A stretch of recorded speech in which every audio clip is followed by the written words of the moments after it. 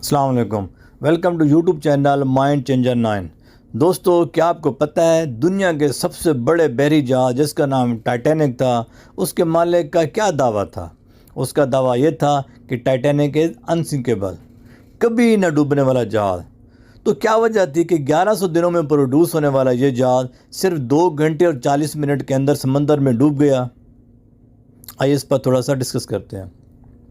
Titanic को produce करने वाली British company white star line ने सितंबर 1908 को इसको ऑर्डर किया और 3 साल के अंदर 2 अप्रैल 1912 को टाइटैनिक बन गया।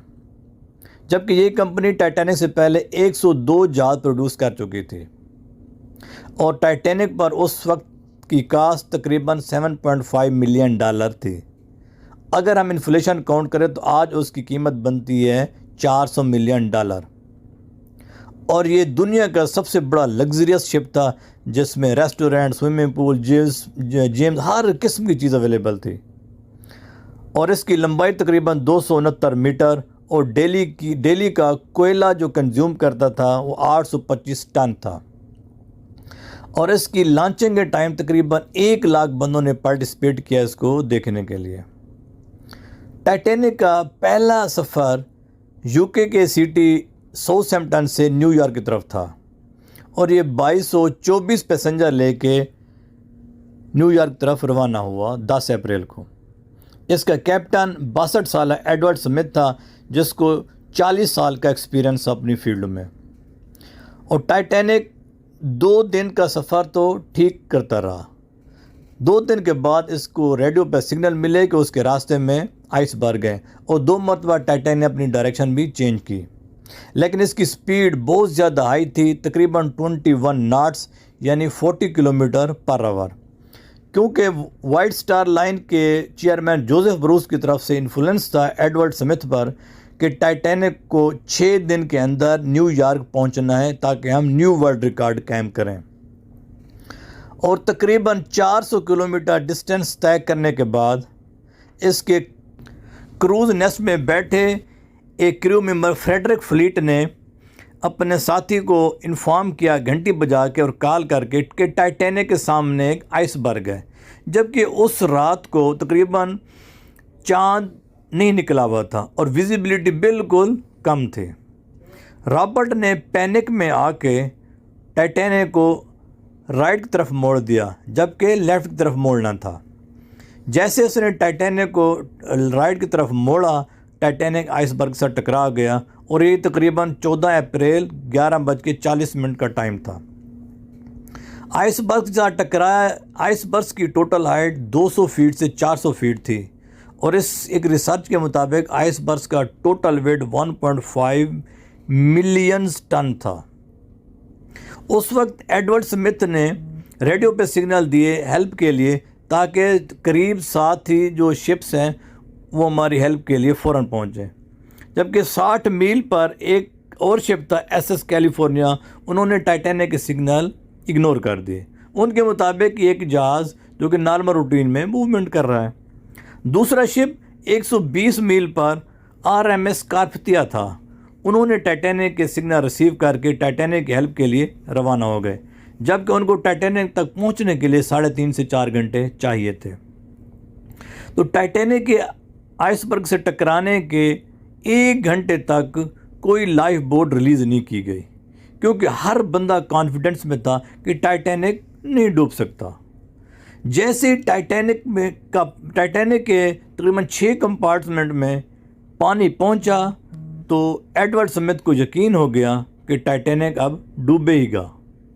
तो उसने लाइफ बोट रिलीज़ की और तकरीबन 700 पैसेंजर उस लाइफ बोट में सवार हो गया।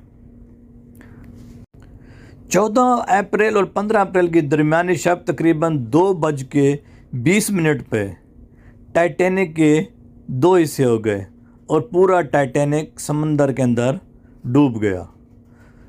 तो तकरीबन 700 बंदा लाइफ बोट पे सवार हो गया और 1500 से ऊपर बंदे मर गए और जिनमें से 306 बंदों की डेड बॉडी मिली, बाकी की डेड बॉडी नहीं मिल सकी।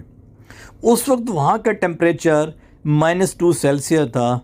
लाइफ जैकेट एसोसिएशन के मुताबिक इतने टेम्परेचर में -2 में तकरीबन एक बंदा 45 मिनट तक ज़िंदा रह सकता था। तो RMS कारपतिया वहाँ पहुँचकर उन 700 बंदों को सरवाइव कर लिया। दोस्तों, टाइटैनिक के फेलियर में 4 से 5 पॉइंट्स आते हैं।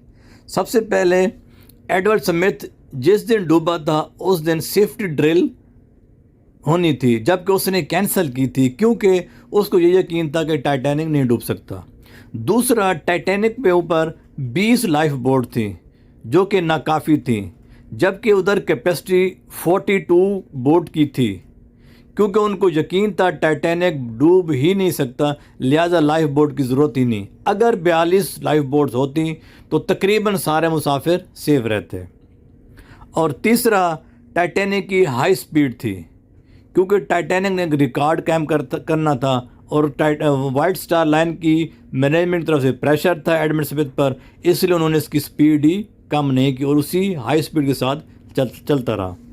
और 700 पैसेंजर जो बच गए थे, जैसे न्यूयॉर्क पहुँचे तो उनको तकरीबन 40,000 बंदे देखने के लिए आए थे। दोस्तों, टाइटैनिक का रैकेज को ढूंढने के लिए तकरीबन 70 साल लगे।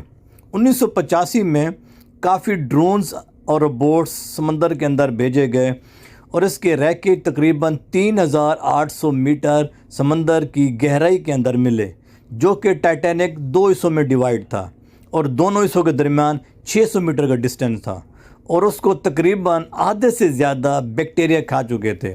एक रिसर्च के मुताबिक 1930 तक ये टाइटैनिक का रैकेज समंदर के अंदर से गायब हो जाएगा, यानी कि बैक्टीरिया इतना खा जाएगा कि इसका कोई पार्ट्स रिमेनिंग नहीं रहेगा। यानी टाइटैनिक 3 साल में बना और इसकी टोटल उम्र 5 दिन थी और 2 घंटे 40 मिनट के अंदर समंदर में डूब गया। और टाइटैनिक पर 1997 में इसकी मूवी बनी। हैरान कुन बात यह है कि टाइटैनिक की कास्ट के बराबर उस मूवी पर खर्चा हुआ और उस मूवी ने तकरीबन बॉक्स ऑफिस में $2200 मिलियन का प्रॉफिट कमाया। के पैसेंजर में दुनिया के बड़े बड़े बिजनेसमैन, बड़े बड़े रिचेस्ट पर्सन, इंडस्ट्रियलिस्ट और बड़ी बड़ी सेलिब्रिटी शामिल थी। और उनमें सबसे बड़ी छोटी जो पैसेंजर थी जिसका नाम मिलिविया डैन था, उसकी उम्र 2 मंथ थी और वो बच गई थी। और हाल ही में 97 साल की उम्र में 2009 में उसकी डेथ हुई है। लकीएस्ट पर्सन जिसका नाम मिल्टन हेर्शे था, जो बहुत बड़ा बिजनेसमैन था, जिसने $300 का चेक इशू करके टाइटैनिक का टिकट लिया, लेकिन कुछ बिजनेस डील की वजह से वो और उसकी वाइफ टाइटैनिक में सवार ना हो सके। लेकिन जब उसने ये देखा कि टाइटैनिक डूब गया है तो उसने सोचा होगा कि दुनिया में टाइम का भी कितना खेल होता है। दोस्तों, टाइटैनिक के मालिक जोसेफ ब्रूस से किसी ने पूछा था कि टाइटैनिक की सबसे बड़ी खूबी क्या है, तो उसने बोला इसकी सबसे बड़ी खूबी ये है कि अगर खुदा भी चाहे तो उसको नहीं डुबो सकता। इतना गरूर और तकब्बुर, बस कुदरत ने फिर एक ऐसा थप्पड़ रसीद किया कि पूरी दुनिया के लिए इबरतनाक बना कर रख दिया। एक मर्तबा तो पूरी दुनिया लरज़ कर रह गई। दोस्तों, दुनिया में हर एक्सीडेंट हमारे लिए एक लेसन छोड़ कर जाता है। आप कोई भी काम करें उसमें सेफ्टी प्रोसीजर को मद्देनज़र रखें और इससे बढ़कर कभी गरूर और तकब्बुर ना करें, क्योंकि एक हदीस का मफ़हूम है कि जिस इंसान के अंदर ज़र्रा बराबर गरूर और तकब्बुर होगा तो वो ना सिर्फ दुनिया बल्कि आखिरत में भी ज़लील ख्वार होगा। So thank you for watching this moral story. So please subscribe my channel and press bell icon.